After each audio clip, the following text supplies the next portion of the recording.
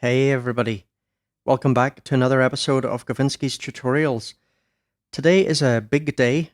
A lot of people will be extremely happy that Atom Piano Roll 2, or Atom 2 for short, by Viktor Porof, P-O-R-O-F, has finally come out.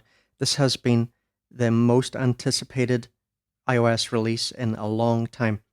To give you an idea of how anticipated, on the Audio Bus forum, which is the main forum, the main resource for iOS music makers, a guy called maybe Yoni Quest, I'm not sure the right pronunciation, started a thread in July 2020 called Atom Piano Roll Update is coming soon. Now, obviously, it wasn't that soon, but that thread at the moment of making this video has almost 150,000 views and nearly 2,000 comments. I think it's 1.7k something comments. So I am predicting now that this is going to be the best-selling iOS app of 2021, even though it's just March. I would bet money on that, really.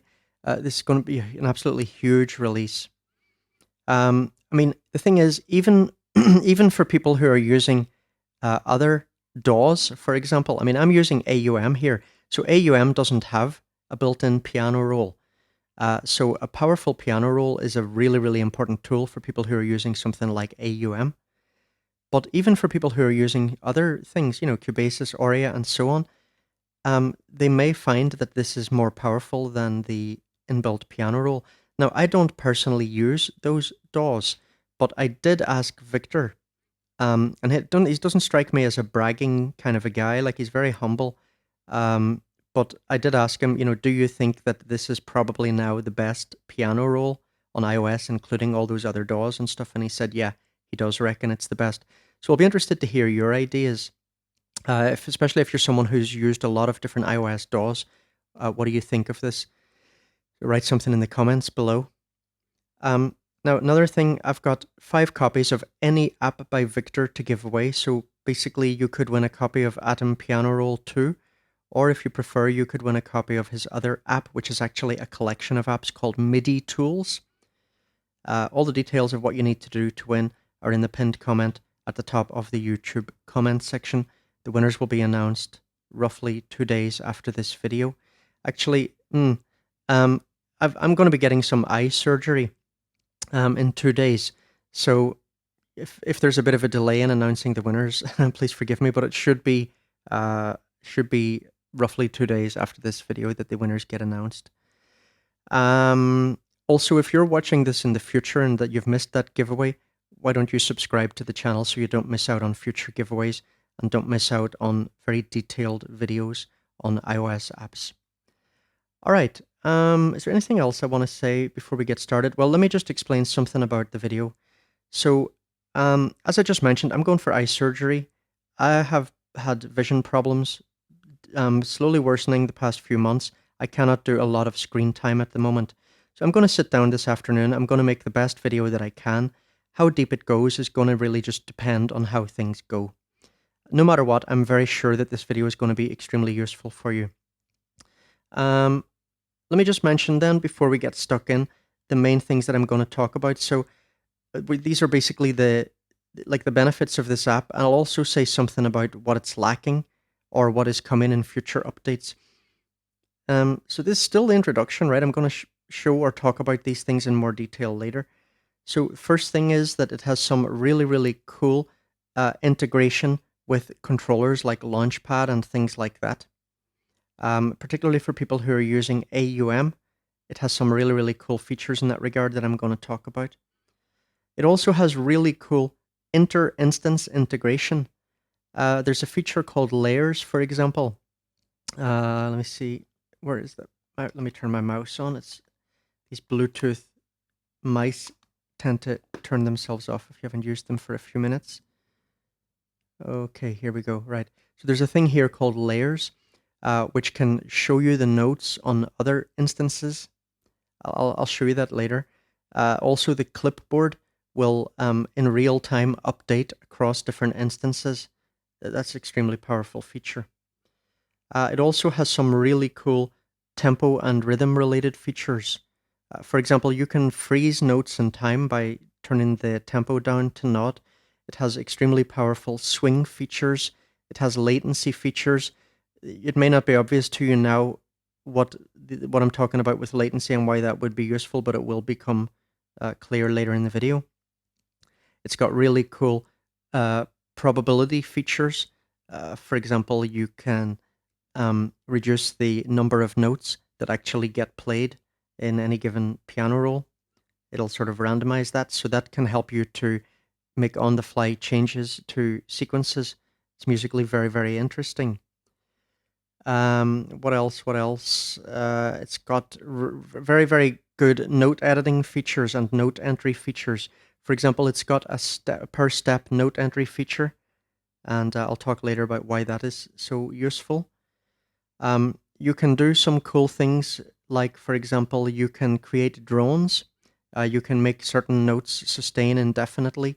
You can also wrap sustain around. So, for example, when you're recording a loop, near the end of the loop, you can play a sustained note and sustain that until the loop goes round again, and then that will be recorded into the loop if you want, or it will not be recorded if you don't want that.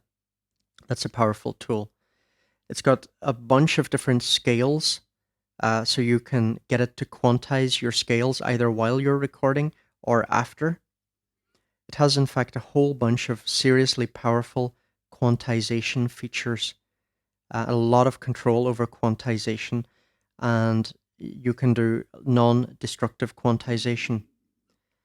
It's got undo and redo, and it's got some very, very powerful processing features that you can use to flip your sequences and things like that. Really, really powerful. It can not only record in real time note entry, but you can also import MIDI files and export MIDI files. So for people, for example, who have been looking for a good AUV3 MIDI player, like, for example, for apps like Piano Motifs that generates brilliant MIDI, but is not an audio unit, and it has a little bit of difficulty integrating it into AUM, then this could be what you've been waiting for. So this can basically be an AUV3 MIDI player. That's brilliant. It's got some cool workflow shortcuts. Really cool. But I just want to mention right away, one thing that is missing now, but which the developer is completely aware of, is that this does not record all automation. So, for example, if you're tweaking around on your synth and tweaking knobs and stuff that are sending out different CC messages, that is not going to get recorded in this. It does record sustain pedal, but it doesn't record all CCs. Now, the thing is, the developer did ask people on the Audio Bus forum, okay, listen, I've got this, but it's not ready to record automation. Do you want me to just wait until that is ready to release it, or do you want me to release it now? And the overwhelming consensus, maybe 90% of people said, look, come on, we've been waiting for this forever. Of course we want it now. So the automation features will get added at some point. The developer is already working on them. I don't really like to second guess whether developers will follow through on their promises, but I feel very, very confident in this case that is definitely coming. I wouldn't have the slightest fear that that is not coming. I hope I'm not proved wrong, but I'm pretty confident in that guess. So that kind of automation recording will be added later. Another thing that it doesn't have at the moment is it doesn't record MPE. And I personally would love to see that. And that should also hopefully be added. I don't feel as certain that that is going to get added. Like, the developer has, I don't think yet, publicly committed that 100% that is going to get added. But in my private conversation with him, he thought that it wouldn't be that hard to add that. So that if that gets added, that is going to be killer, because there are some tools that can record MPE. Well, the only one I can really think of as an audio unit is Photon AU, but that app has a few issues at the moment. Like, for example, it doesn't save state properly. It doesn't record sustain notes, so it's an imperfect solution. We badly, badly need an MPE recorder, even, just never mind an editor for iOS. So I hope that this will be that. I really, really hope that this will be that. Okay, so let's get stuck in, and I'll start going through some of these features. So first, let's talk about processing. One cool thing about piano rolls is you can play in stuff over a series of loops that you couldn't normally play yourself unless you're a very good keyboard player. Like I couldn't play this myself in real time on a keyboard, for example. But then the really cool thing is that you can use these process features, right, to change this in different ways. For example, so that we do that by pressing on this thing down here. So we can flip either on the horizontal axis or vertical. Now, one of my favorite things to do is to set up one instance, play things into it, then duplicate it using the AUM, for example, duplicate feature, which is just like this. Okay, we press, let me show you with the mouse. I press on this, then I get this duplicate. If I press that, it will open up another instance of this in another channel that will contain everything that has. Then I can go in and change this one. I can change the octave it's on and so on. I can move notes around. And I can very easily come up with very complex arrangements, different complex fugues and things like that. Anyway, I won't go into that now. This video is already, there's a lot of things to go through. So in videos, I do like as much as possible to demo things, but I cannot do that. There's too many features for this. And as I explained, my screen time is limited at the minute. So we can do these flipping in things. We have different quantise features.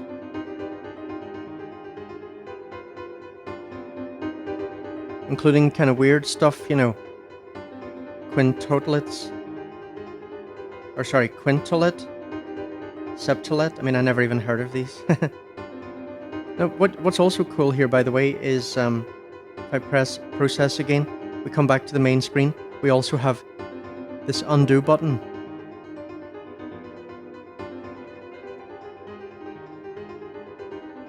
And I'm not sure how many changes it can remember, but it can remember a lot.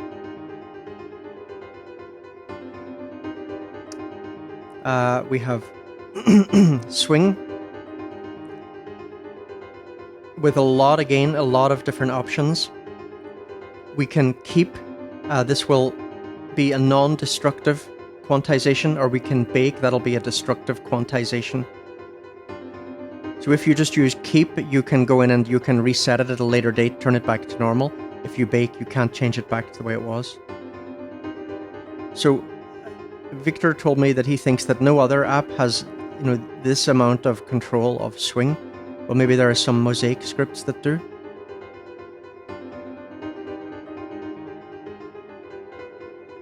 Now that's a huge amount of swing. Normally you wouldn't put that much, right?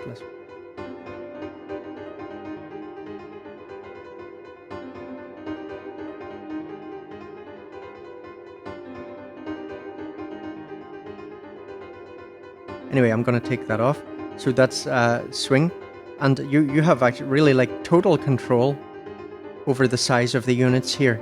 This is one of the cool things in this app. You're not just limited to these things. You can set up any kind of divisions that you want. I think this goes to infinity, actually, probably.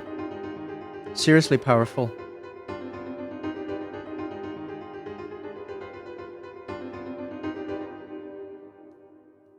Okay, so let's look what we got here. So swing and then pitch. So pitch, this is a really, really powerful one. There are a few things I love about the way it does this kind of stuff. A few things that I really, really, really love. One of my favorite, excuse me, one of my favorite things is this map to whites feature. So here I've got the AUM keyboard attached. Now I'm not recording at the moment. I'll show you that stuff later. But if we look here, I've got map to whites and we've got what, harmonic minor scale. So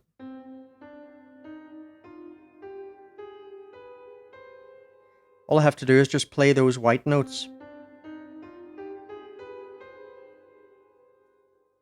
Beautiful. That's such a lovely feature.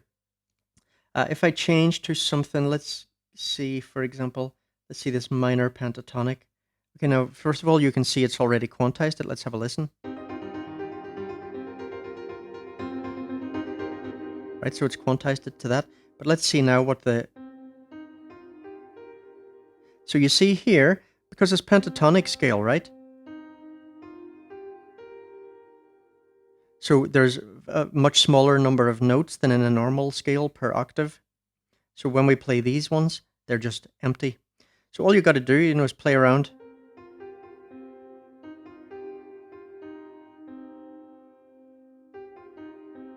And it can quantize it all in real time to that scale, or it can do it after the fact. Extremely powerful. Now there are a lot, excuse me, there are a lot of different scales, One thing it's missing, which I was surprised by, to be honest, is there's no custom scale. I mean, considering that Victor has such an eye for detail, it's a bit weird to me that that's missing. When I asked him about that, he said, well, I don't think we need custom scales because I think I've got kind of everything there. But not really, no. You never know. It's always good to give users choices. So I have asked him if he could integrate custom scales. Hopefully he'll do that. I can't remember actually now whether he said he would or not. I mean, you can do custom scales very easily. For example, in my video on Synthesizer, I showed how Synthesizer has an absolutely brilliant implementation of custom scales, which I guess was very easy to program and very easy for the user to dial in as well. I'd be surprised if Victor doesn't add this because he's been incredibly responsive. This is one of the reasons why the thread for this in the Audiobus forum is so big, because basically people were going in and suggesting stuff and he was updating people about what he was doing and, kept just making the app better and better. Incredibly responsive developer. Incredibly responsive. You get some developers who just don't engage with forums at all. And I do really understand sometimes why they don't, because, that can just get incredibly time consuming. So, seriously, hats off to Victor. He has been just honestly, developer of the year, really, I think you could say. I cannot think of any other developer who has engaged with the community this much. It is ridiculously impressive. Okay. Let's see what else we got here. Let me close the scales thing. Yeah, we're back to where we were. Okay, good. So what do we got next? Velocity, right? Oh. So let me play it here.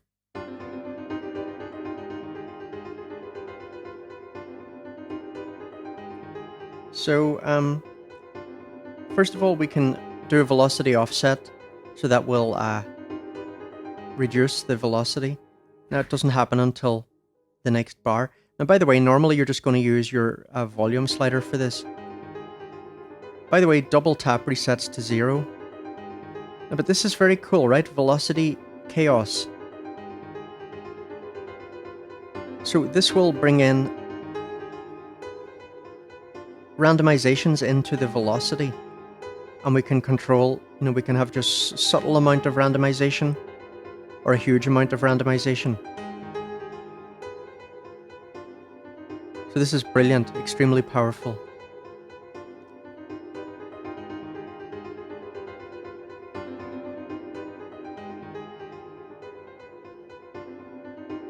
Nice.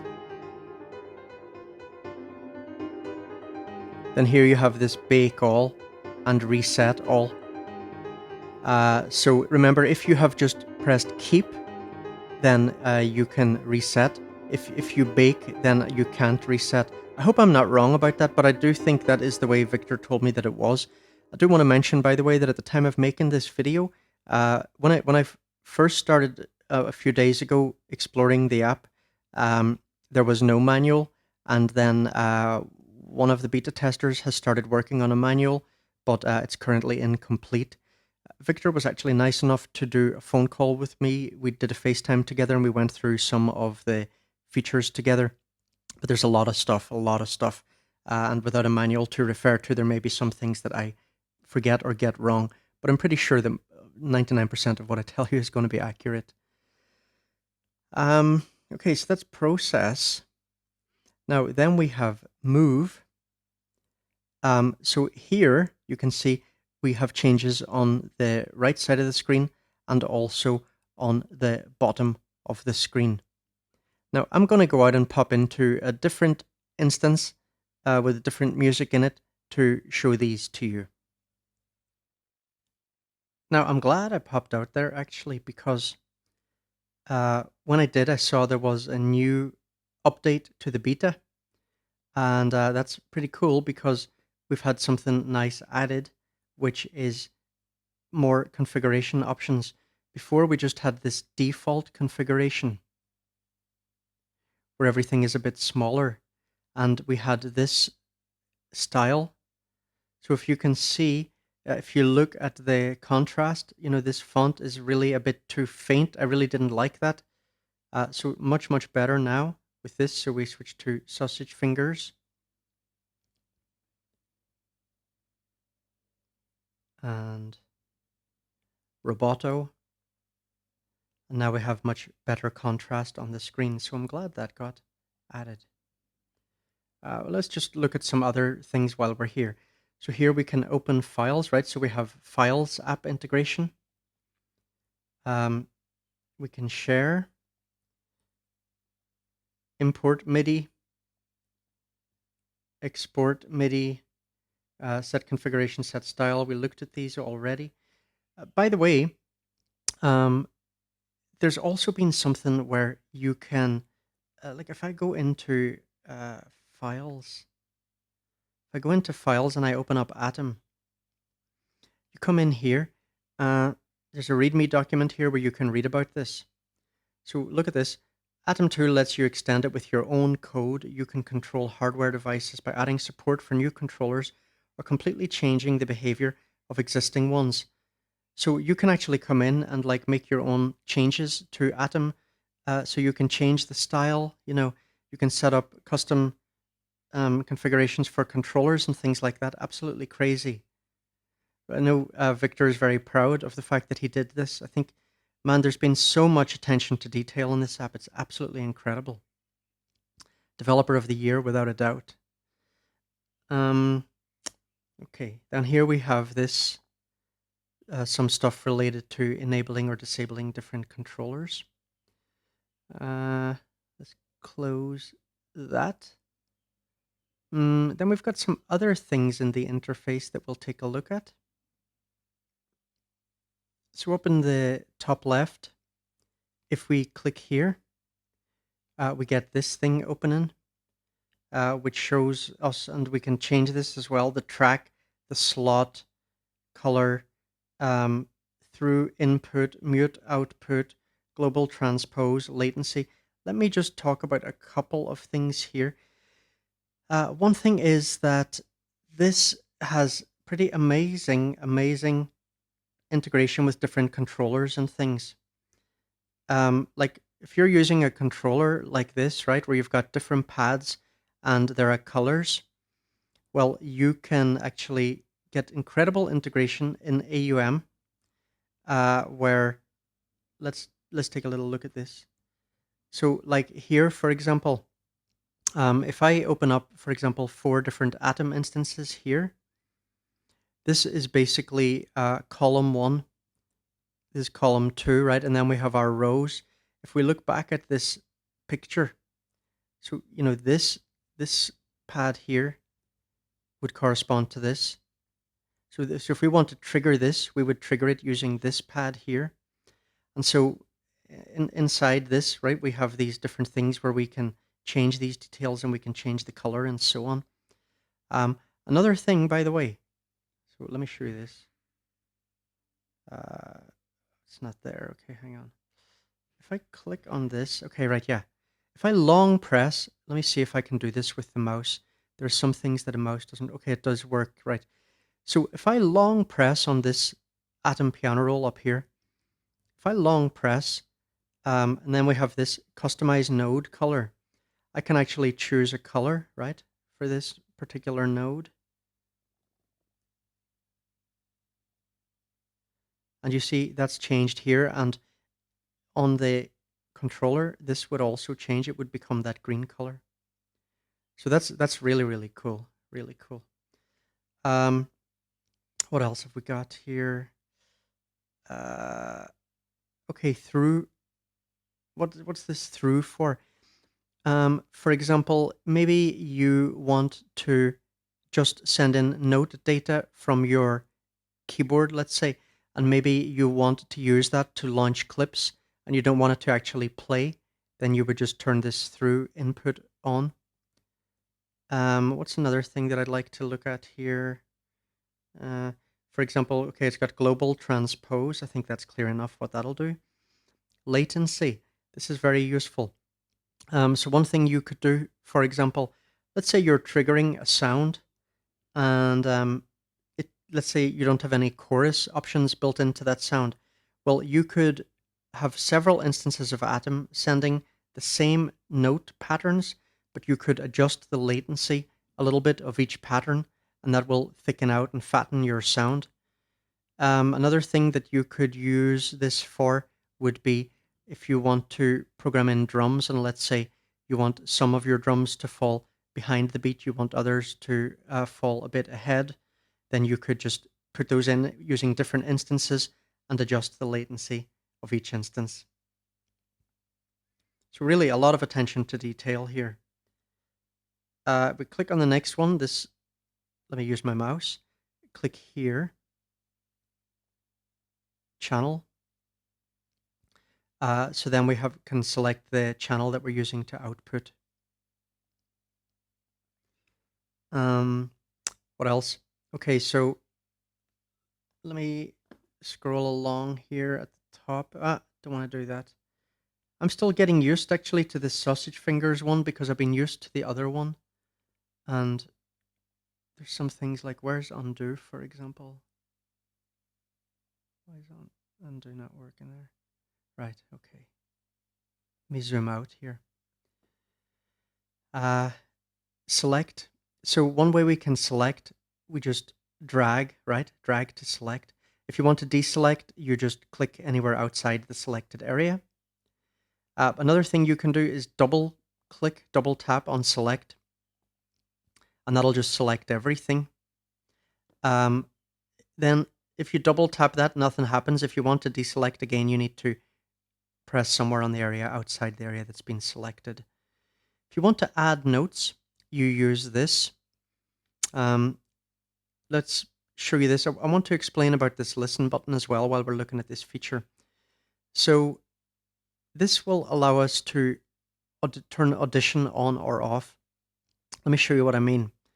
For example, let's say I have got this turned on now, and let's say I press the add button and I draw in a note. You know, when you move notes around, it'll audition them, right? So this is a useful composition tool. But if you're playing in, like let's say, for example, you're playing a loop and you just want to add things in, you don't want them to sound until the loop comes back right round to the right place, then you wouldn't want this kind of feature, then you would turn that off. And then when you draw things, it won't make any sound. Also, in this mode, when you, sorry, let me press select. In this mode, when you select things, it won't make any sound. But if we turn this on, when we select, it'll do that. It'll audition it. Let me undo this.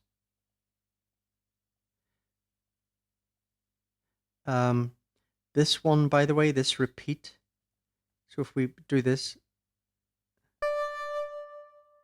let me play this loop. You see the way here we've got a kind of ratchety type thing. Okay, these are not slurred together.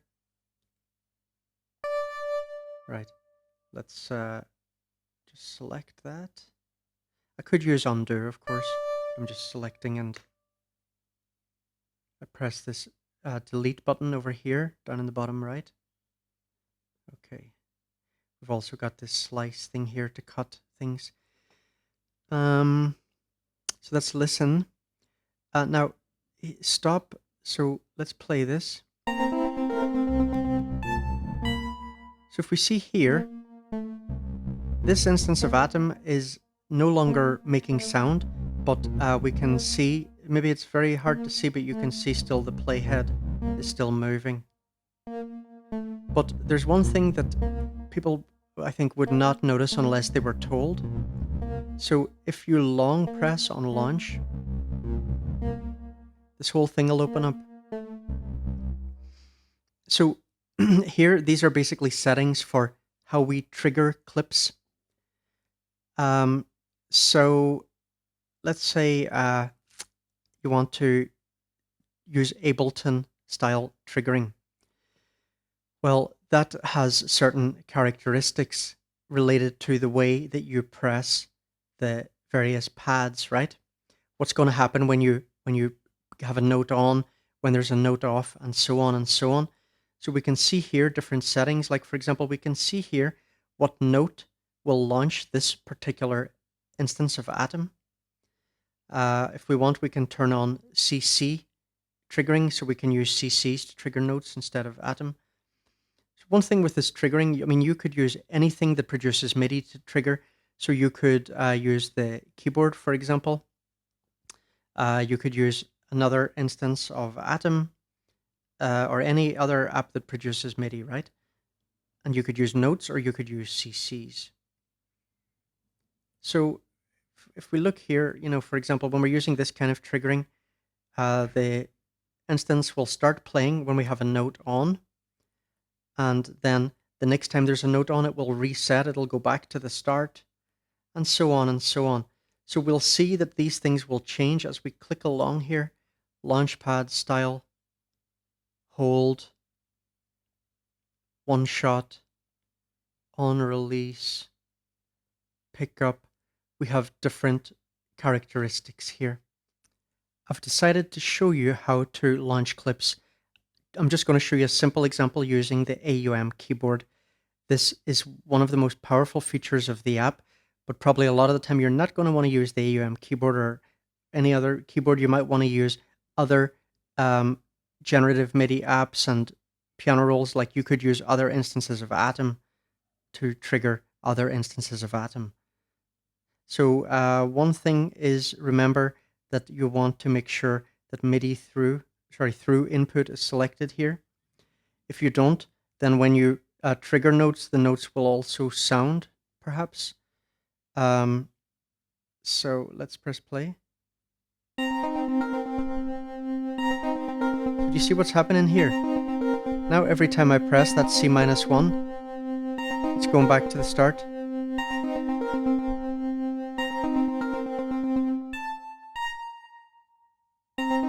Right? So the way it behaves is going to depend on the controller style we've selected. See, for example, with hold, it's going to play when I have, as long as I'm holding the note, but as soon as I release the note, it's going to stop playing. With the Ableton one, when I release the note, it's not going to turn it off. Right? So you can experiment with those. You can also make your own custom settings, right? And then you can just save them as presets inside your host. There's currently no way to add like a custom settings button up here, but you just use your host presets. Set things up the way you want, and then just give it a name here. So that is really very, very powerful. Like I say, I'm not going to show you the power of that in this video. I'm limited in how much I can show you in this one. You think about that yourself. Think about how you can use different MIDI apps or other instances of Atom to trigger instances of Atom. Extreme power lies in pursuing those, getting some creative ideas. It's going to be absolutely crazy what you can do with that. Okay, let's move on and look at another thing. Different AUM instance here, 3 instances of Atom going into 3 apparillos. did an hour-long tutorial on Apparillo. One of the videos I'm most proud of. Had a lot of great musical examples as well in that one. Super useful video. That's what I can do when I have more time to make a video. Now, let's let you hear this.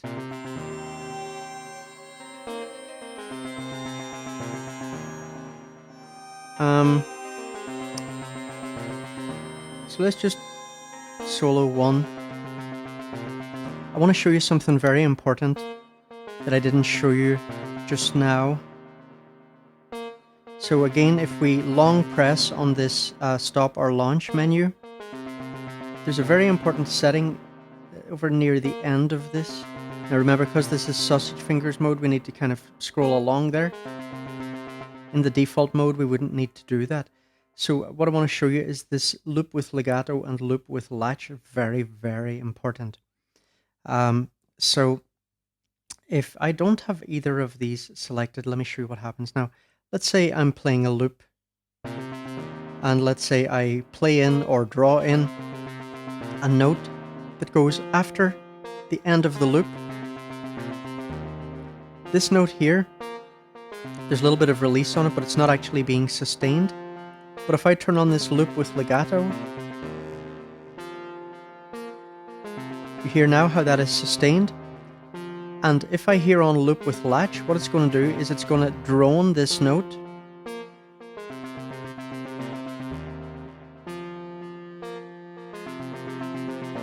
You hear how that note is going to sustain indefinitely.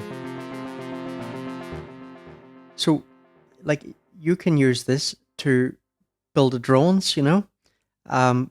You normally do that maybe with a lower note, might sound better. So you can drone one of the low notes.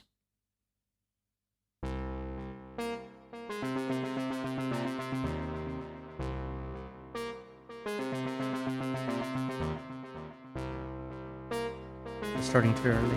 Sorry, too late.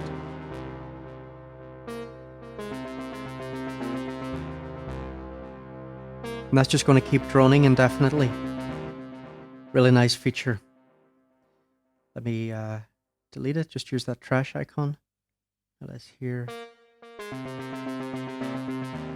Okay, that's back to what it was, right? That's what I want.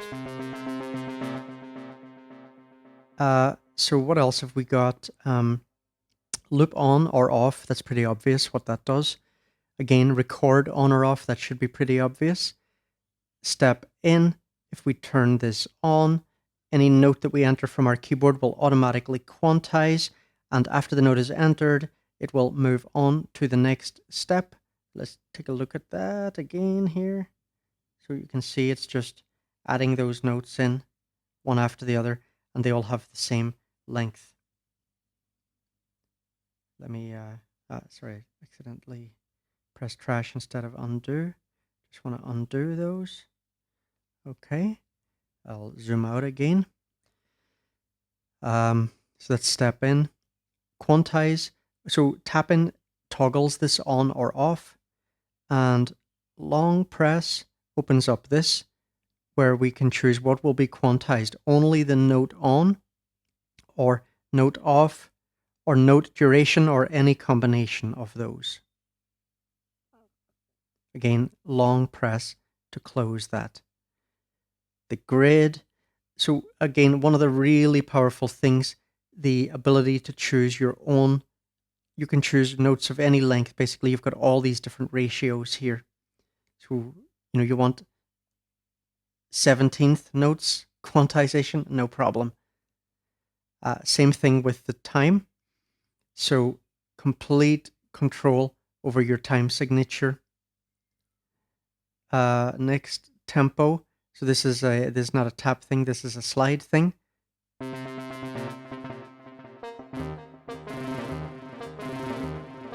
So massive control there. I would quite like if that had a double tap to reset to default, but it doesn't. Remember that if you want your playhead to go back to the start, just use your host transport. So just pause, rewind, and then play again. Swing amount.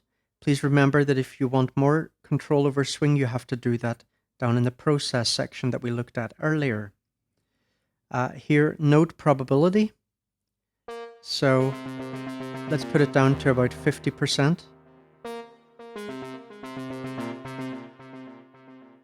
So you see now, not all the notes will play every time. This can be a really nice way to very quickly just change a sequence without actually changing any notes, without taking things away or adding things in. So just play around with the probability. If you like that kind of thing, by the way, you'll like Art Kern's apps, like MIDI Steps has, no, MIDI, what the hell is the last one of his apps that I did? MIDI Dreams, yeah. MIDI Dreams has that. MIDI Gates, really good for these kind of things. Let me just put it back up to 1. A little bit fiddly. This could definitely do with a tap for returning to default, double tap. I'm pretty sure it's an accident that it doesn't have that, because I think some other things have double tap to reset to default. Scales we talked about. As I said earlier, it would be nice if there were custom scales. Now, what about layers? Okay, I might have to check something here. So I just checked with Victor. It turns out there's currently a small bug that when you duplicate a channel in AUM, it will not show up in layers. So he's going to fix that today, by the way. So when this is released, this will not be a bug, but just explains what just happened just now. I'm not going to go and record that again, but just to mention. So what I did here then is I opened up a different instance of Atom, and it wasn't a duplicate, and I drew in some notes. So I'll use this to show you the layers feature.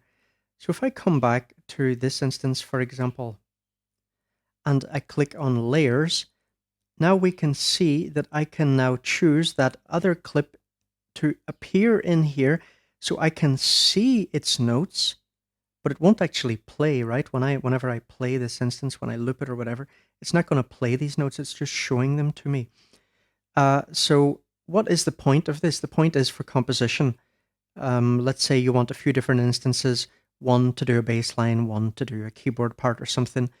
Well, you can see exactly where all the notes and all the different instances that you're using in that session are, and that can be an extremely useful composition tool. So that's a really cool feature. Also with color coding for different clips so that it's kind of clear. Otherwise, it would just be a mess of notes and you wouldn't know what's what. So that's a really cool feature. What else? We got clipboard. So the clipboard will save all the different clips that you have saved in the past. You can just remove them using this. You can copy and paste clips and so on. So this clipboard is a really nice feature. And then I think this is probably the last thing that I've got to look at in today's video. So let me just say, everyone, if you haven't already, please do give this a thumbs up if you found it useful. So patterns, we got a pattern here. Let's just play a second. Okay, so let's say we've got that pattern. Now I can go in and first of all, I can just, add a completely new pattern and play my notes in, right? And so this way we can build up a kind of a song type thing. Or another thing we can do, now, by the way, if I want to delete this pattern, I can't actually delete it while it's selected. I've got to select this one and then here, remove pattern, okay? So let's say I choose add duplicate. So it has now duplicated this pattern. And then I can make changes to this pattern. Like, for example, I could use the process button and I could flip it, let's say. So now this is the original pattern.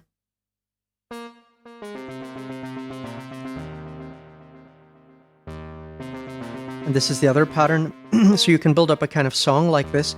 Now, one thing you can't do, and I suggested this to Victor and he said he will add this, it would be really cool. I wonder if it's been added already. Let's see. Don't think so. No, it hasn't, right? So what I said to him was, it'd be really cool if you could switch around between patterns. And let's say I'm playing this pattern, and let's say it's playing this sustained note. And while it's playing that note, I switch to pattern 2. Well, if it will still sustain the note that was playing in pattern 1, that would be really, really, really cool. You could do very interesting musical changes between patterns where it wouldn't be jarring. Like if you see at the moment when I switch from pattern 1 to pattern 2, it doesn't sound right. It'll just like cut off a note in the middle. It won't sustain it. So that would be something that would be very cool if it was added. So that's patterns. And then the last thing that I've got to do is the thing that I was going to do in the middle of the video and then got sidetracked, is look at the move feature. So when we open move, we'll get some things appearing here and here, but they won't do anything because you've got to select notes. So remember, we can select everything if we want, right?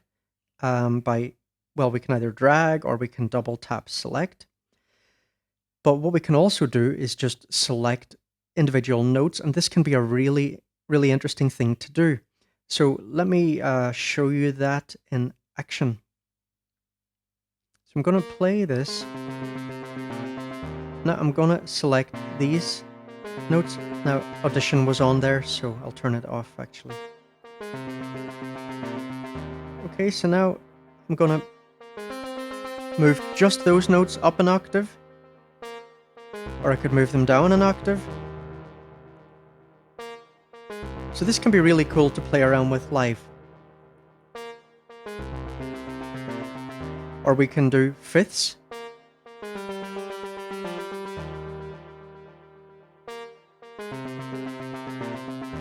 Great, huh?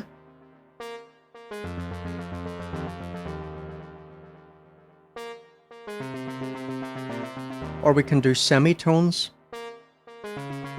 Now, this is another thing I said to Victor, and I see that this has also not been added because like this is the latest beta. So Victor, please let me remind you, if you're watching this, and I'm sure you will be, I asked you for a feature that you said would be easy to add and it would be really, really great. What I asked Victor for was, when we have things quantized to a scale, could we please also have something here where instead of just going fifth octave or semitone, it will actually allow us to jump up a step in that particular scale, so that everything will still sound good and it'll all fit within the scale. So that's not there yet, and it'd be really great if that was there.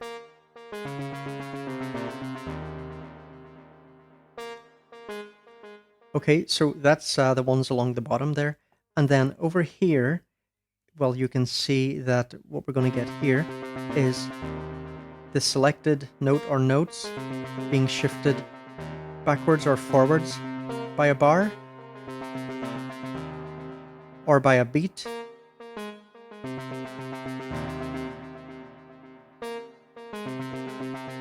Or by a note value as set up here in the grid amount. So in this case, a 16th.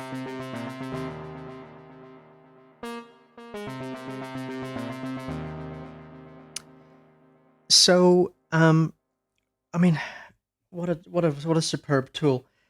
If you used Atom 1, you'll see that so much has been added here. So much has been added. It's incredible.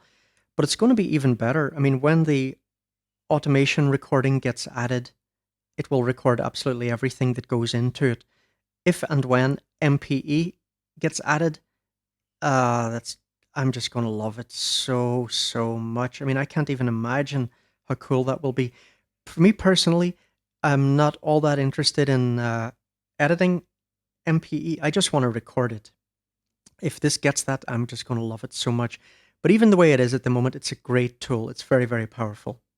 As I said in my introduction, I can't believe that Victor is giving this as a free upgrade. I'm super happy about that because he's seriously put so much work into this, so much work, and is continuing to put so much work into it.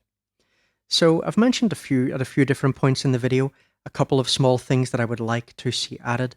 I think all of those are things that I've already mentioned to Victor, and there's nothing that he said no to.